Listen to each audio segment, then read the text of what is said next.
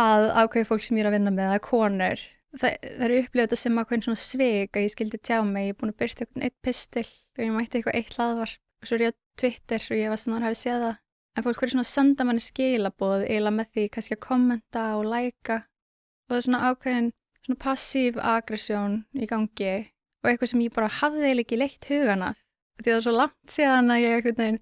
datt út úr þessu kerfi. Þess að ég var bara búin að gleyma taumhaldinu og ég var eitthvað, þetta var ekkert mál.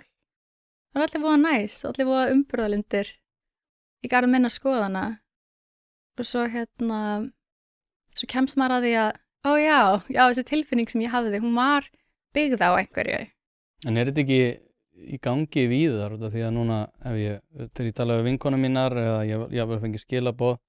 frá konum sem að segjast hlusta á þetta hlaðvarp eða eru sammála mér á einhverju tilteknu svið eftir að séð eitthvað á samfélagsmiðlum, þá er oft fært rök fyrir því að sko þetta sé oftast bundið við ákveðnar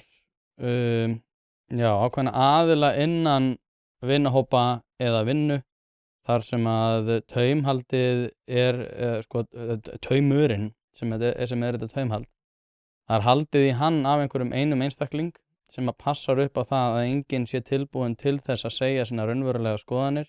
En aftur á móti þegar þú ert í einrúmi jafnvel með einhverjum öðrum einstakling úr þessum sama hóp þá eru þið tilbúin að segja ég er endar alveg á þeirri skoðun að þetta er komið út í